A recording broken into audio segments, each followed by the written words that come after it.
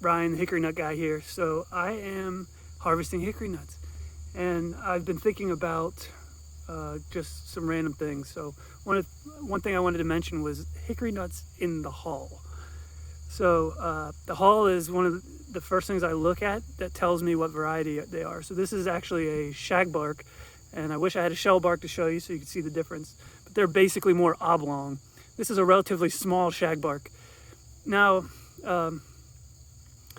early in the season, the first nuts that drop are usually impossible to get out of the hull. They're usually very tight. I'm trying to find one. Okay, it doesn't matter. So they're usually very tight, and you can't get them out with your fingers. As the season goes on, a lot of times they'll get easier and easier to the point where when they hit the ground, they just fall out. There's a lot to this, I guess. Every tree's different. So some trees, it's impossible to get all the nuts. Basically, it's going to be impossible to get it out of there. That's just the way the tree is. And sometimes they're pretty easy.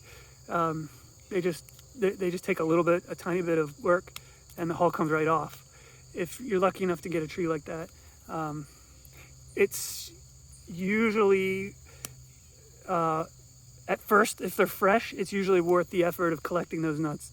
And like if I'm watching a movie or TV or something, I just sit there and break the hulls off. Like I can tell by looking at these that that's a grade A nut.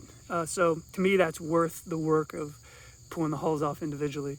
Sometimes you could just take a nut, and it depends on what kind of ground you're on. Like here, I'm on really soft, like mulch. So a lot of times when the nut falls out of the tree, it just bounces and stays in the hull.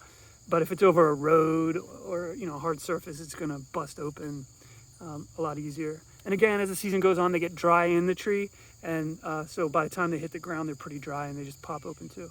So like this is an example of one that I can just tell is never gonna come off, and I'm staining my thumbnails up. It's kind of gross. I need to find a better way to pry these things open. I just kind of want to talk about nuts in their hulls, I guess. You got to use your discretion as to whether you think it's worth taking these hulls off. Again, these are kind of small coming off of this tree, but the hulls come off pretty easily, and they only get easier as they dry out. So I'm gonna do it, and I don't spend too much time, and I don't cry over it if this doesn't come out of the hull like this one won't. Here's a tip: take the nut and throw it out of the way completely, where you're not going to be harvesting anymore. So like this one, I won't bother with it.